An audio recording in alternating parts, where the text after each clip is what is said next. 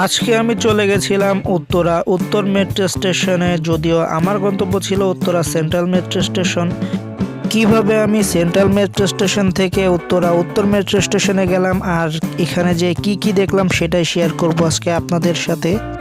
Uttara central metro station নেমেই হাতের বাঁয়ে বউবাজার নামক একটি জায়গায় অনেক সুন্দর একটি মেলা হতো, যেখানে অনেক ধরনের সি ফুড সহ বিভিন্ন ধরনের খাবারের পাশাপাশি এই যে রাইডগুলো আপনারা দেখতে পাইতেছেন এই রাইডগুলোও ওখানেই ছিল। তো যদিও আমি ওখানে যাওয়ার উদ্দেশ্যেই এসেছিলাম আর ওখানে যাওয়ার উদ্দেশ্যেই উত্তরা সেন্ট্রাল মেট্রো স্টেশনে নেমেছিলাম, কিন্তু গন্তব্যস্থলে পৌঁছে দেখি মেলাটি সেখানে আর নেই, বিভিন্ন জায়গায় বিভক্ত হয়ে গেছে। তো এটি হইতেছে গিয়ে তার একটি ছোট অংশ আর কি। তো এখানে প্রথমেই ঢুকে দেখলাম যে শীতের মৌসুম চলে আসছে, একজন পিঠা বানাইতেছে আর পিঠা সেল করতেছে। এখানে পিঠার পাশাপাশি চাপটিও পাওয়া যায়। এই মেলাটি ঘুরে ঘুরে দেখতেছিলাম যে কোথায় কি আছে। তো ঘুরতে ঘুরতে দেখলাম যে একজন লোক ভুট্টা বিক্রি করতেছে। যদিও আমি এই ভুট্টাগুলো আগে কখনো ট্রাই করি নাই, তো ভাবলাম যে ট্রাই করা যাক, এজন্য নিয়ে নিলাম ভুট্টা। ওনাকে দেওয়ার পরে উনি অনেক সুন্দর করে এগুলো পুড়িয়ে পুড়িয়ে মানে যেভাবে এটি তৈরি করতে হয় উনি তৈরি করতেছিল আর আমি ভিডিও করতেছিলাম। তো যাই হোক, অলরেডি ভুট্টাটি তৈরি করা ডান। আর ভুট্টার টেস্টটি কিন্তু আসলেই অনেক সুন্দর ছিল। ফার্স্ট টাইম ট্রাই করছি, অনেক ভালো লাগছে আমার কাছে।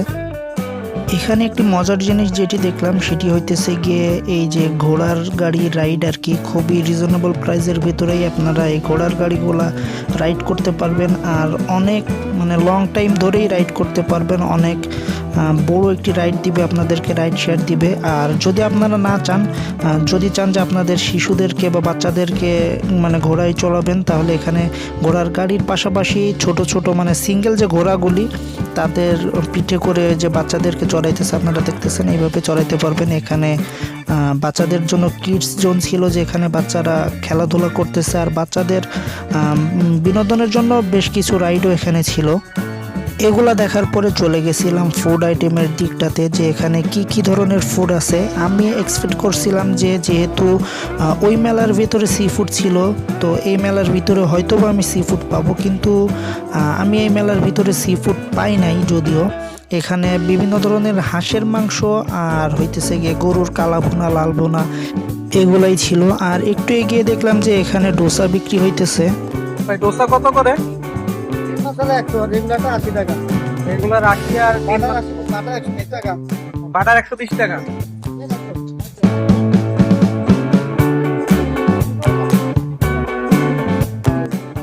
ঘুরতে ঘুরতে দেখলাম যে এখানে 7 ধরনের টক দিয়ে পানিপুরি বিক্রি হইতেছে। আপনারা চাইলে এগুলো ট্রাই করে দেখতে পারেন। আর কি টক পাবেন সেটি আপনাদেরকে দেখানোর উদ্দেশ্যে ভিডিও করে নিয়েছিলাম। চীনা হাঁস হবে। চীনা হাঁস এটা কত? এটা 300 টাকা। 300 এটা। দেশি হাঁসের লাল ভুনা। লাল ভুনা এটা পড়বে আপনার 250। 250। ভুনাটা পড়বে আপনার 250। 250। গরুর চুইঝাল 6 পিস পাবেন 300। লাল ভুনা 6 পিস পাবেন 300। কালো ভুনা 6 পিস পাবেন 300। বড় হচ্ছে 180। চাপটি চিটা রুটি আর কি আছে না?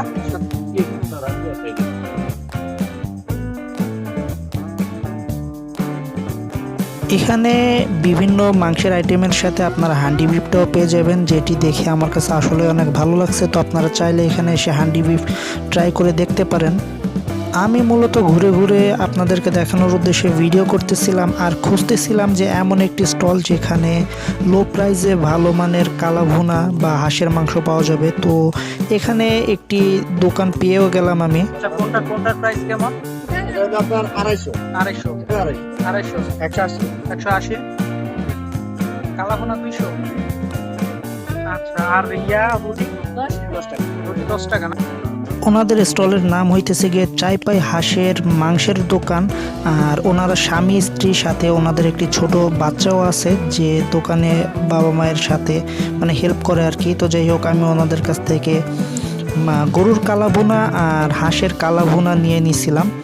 তো যাই হোক, বেশ ভালো মানের ভালোই কোয়ান্টিটি ছিল গরুর কালা ভুনার বা হাঁসের কালা ভুনার।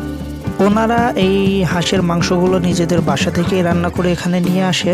আর হাঁসের মাংসের ভিতরে কিন্তু স্পেশালি খুলনার বিখ্যাত চুইঝাল ছিল।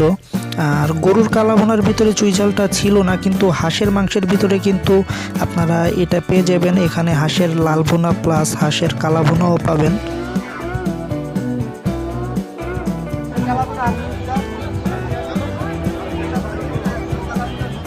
যাই হোক, ফাইনালি আমার গরুর কালাভুনা ও হাঁসের কালাভুনা নেওয়া ডান। এখন ট্রাই করার পালা। তো প্রথমেই গরুর কালাভুনাটা ট্রাই করে দেখলাম, যেটির টেস্টটা আসলেই অসাধারণ ছিল।